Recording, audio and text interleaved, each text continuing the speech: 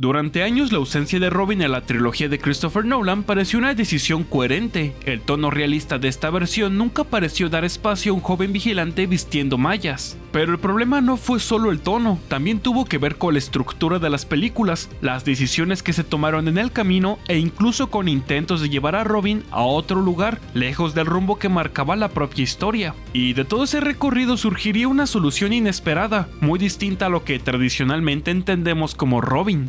Y es que Batman Begins llegó en un momento en el que el murciélago estaba prácticamente muerto en el cine. Christopher Nolan junto con David Goyer encontró la forma de reinventarlo para una nueva generación. El resultado fue claro, alejarse de cualquier interpretación previa y apostar por un tono realista, oscuro y serio, poniendo el foco en un aspecto que hasta entonces nunca se había tratado a fondo, los orígenes del personaje.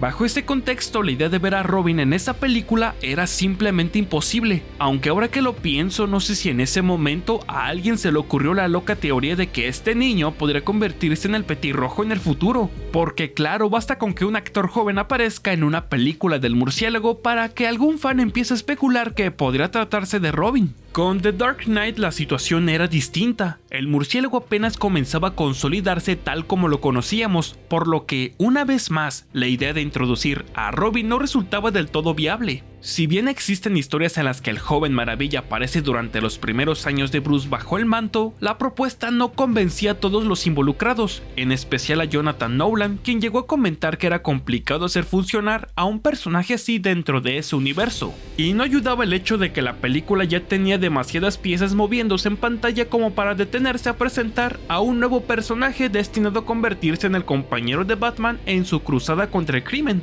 Aún así, la pregunta seguía flotando en el aire.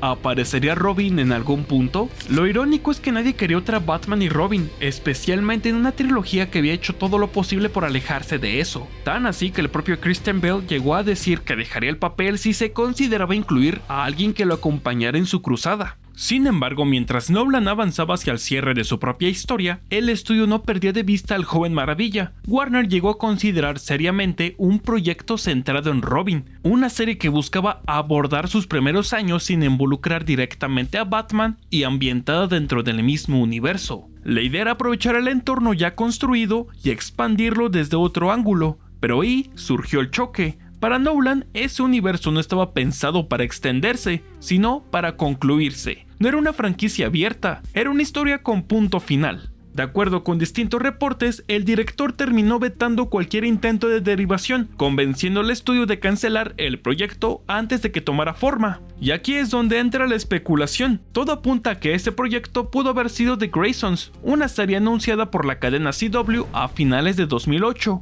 que buscaba mostrar a una versión reinventada de Dick Grayson en su adolescencia bajo el nombre de DJ, siguiendo el modelo de Smallville, una historia previa al surgimiento del personaje que todos conocemos. La serie fue cancelada muy pronto, incluso antes de contar con un guión, y nunca se confirmó oficialmente que estuviera ligada al universo de Nolan, pero el momento, el personaje y la dirección que la compañía estaba tanteando hacen que la conexión resulte cuando menos curiosa. Después de The Dark Knight, la saga parecía haber cerrado todas sus puertas, el sacrificio de Batman era definitivo. Gotham había encontrado una mentira útil y el universo de Nolan, al menos en apariencia, no dejaba espacio para continuaciones ni ramificaciones. Y aún así la pregunta nunca desapareció del todo. Si Batman podía caer, ¿qué pasaba con el símbolo? The Dark Knight Rises retoma la historia 8 años después, en una ciudad que cree haber superado la necesidad de un vigilante. Ese salto temporal no solo muestra una Gotham aparentemente en calma, también prepara el terreno para una idea incómoda, que Batman tarde o temprano tendría que dejar de existir.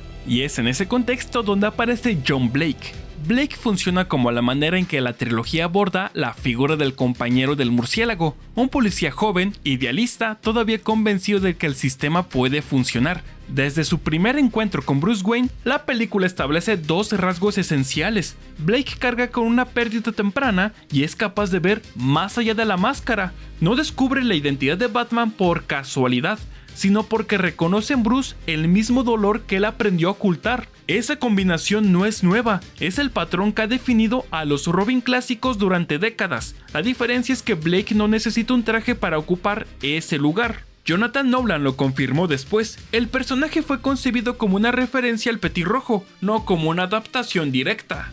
La película, sin embargo, decide no hacerlo evidente de inmediato, guarda esa idea en segundo plano como algo que solo cobra sentido al final del recorrido. Es ahí, en los últimos minutos, cuando se revela que su nombre es Robin. Un detalle añadido en postproducción y mantenido en secreto, incluso para parte del elenco. No se plantea como una promesa ni como el inicio de algo más, sino como una confirmación silenciosa para quien llegó hasta ahí. Pero la importancia de Blake va más allá del nombre. Su presencia termina de confirmar algo que la trilogía venía insinuando desde hace tiempo. Batman es más grande que la persona que lo encarna. Bruce puede romperse, fallar o incluso desaparecer, pero el símbolo permanece. En ese sentido, John Blake no es una adaptación tradicional ni un relevo explícito, es la herencia del mito, alguien que comparte el origen, entiende el dolor y es capaz de ver más allá del hombre.